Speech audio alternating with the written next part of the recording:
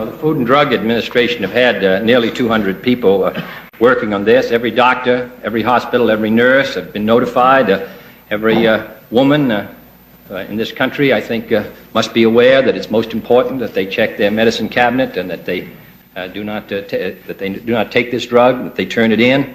Every citizen, of course, should be aware of the hazards, and I'm sure they are. Now what we have to concern ourselves about is the first appreciation to Dr. Kelsey, who spared us this terrible human tragedy which has been visited on families in Germany, and to provide both administrative and legislative safeguards to lessen the chance of such action coming in this country again.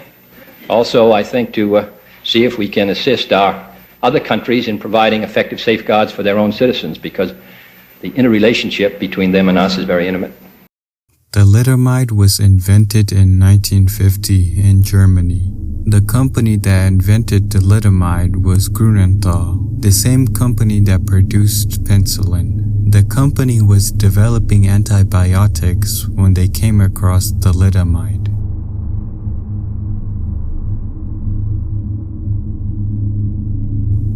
In 1956, thalidomide was introduced, and the drug was initially marketed as a sedative to help people with insomnia and anxiety.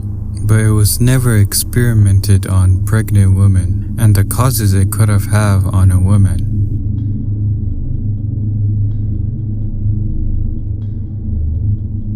But in 1957, thalidomide was officially launched in West Germany under the brand name Contergan. As mentioned, the drug was mainly for people with insomnia and anxiety.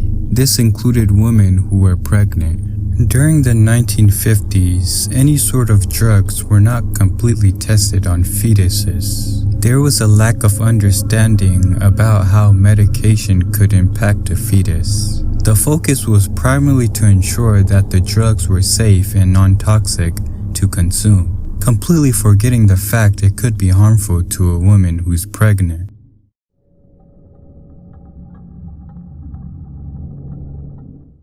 Upon the launch of thalidomide, it quickly gained popularity and people began using the drug. Doctors would give this to pregnant women to help them sleep and rest better, forgetting the side effects it had.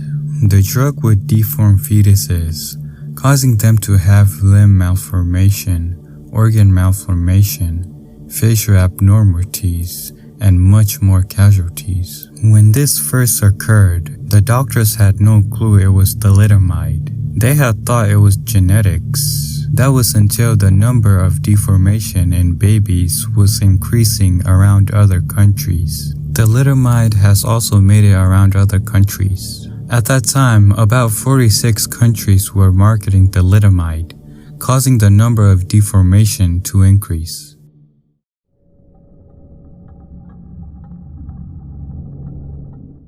Finally, in 1961, thalidomide had been taken off the shelves due to the outrage of people. It was estimated that around 2,000 children had died, and around 10,000 had birth defects. Most of these numbers came from West Germany, and it's known to them that thalidomide had not been properly tested.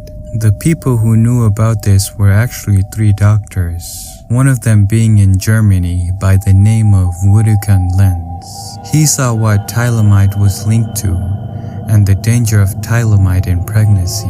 His observation was the main reason why Germany took down thalidomide. Another doctor who knew about this was William McBride, who was in Australia. He also noticed the link between thalidomide and birth defects. He actually was the first person to write a letter about the danger of thalidomide. Dr. Frances Kelsey was also one of the few who knew about this. She stopped thalidomide from spreading into the United States. This was after Grunenthal distributed the drug throughout North America, but it wasn't widely approved or marketed. This was thanks to Dr. Frances Kelsey. However, Kelsey did stop it from getting through, but it was too late for some individuals in the United States. Around 20 babies were affected, but without Dr. Frances Kelsey, we could see the numbers get bigger in the United States. In fact, without all three of the doctors, this epidemic would have probably been worse than it already was around the world. Now let's talk about Grunenthal, the company that made thalidomide. There was a criminal trial in 1968. Several executives faced charges of negligent, bodily harm, and failure to properly test thalidomide before releasing. However, this trial soon ended in 1970, and all charges were dropped because Grunenthal had negotiated and paid around 100 million Deutschmark. This meant they were not guilty and did not face any severe punishment, besides the financial compensation they had made to the victims. However, despite the compensation, many victims still face financial problems. Some even criticize Grunenthal for giving such a low amount of money, despite the lifelong disability they made. Not only that, some even criticize Germany for not punishing Grunenthal hard enough that they expected the whole company to be gotten rid of. But more than 50 years later, Grunenthal finally apologized in 2012. It's unsure why it took them this long to apologize, but people were not happy about it. Some thought the apology wasn't an apology since it took them more than 50 years to apologize, while others thought the apology was insulting. Grunenthal still gets some controversy even to this day, which is understandable since they made a life-lasting disability pill for the world with no significant testing. People still use thalidomide, but very strictly. It's useful for myeloma, a type of blood cancer. It's also used in combination with other drugs to slow down progression of certain diseases. However, it's not to say that people still use thalidomide around the world with no safety precautions. Brazil, for example. Back in 2013, some people still use thalidomide, which has led to birth defects in Brazil. The numbers aren't concerning since it's very rare now, but still, people using thalidomide to this day with no precautions are concerning. Some people in Brazil argue that thalidomide should continue to be used. It's pretty obvious what this drug did to people in general, and for many years, people had assumed the company who made thalidomide, which is Grunenthal, already knew about the side effects, but didn't want to tell anyone once they launched it. I can't confirm if this is true or not, but I guess we will never know.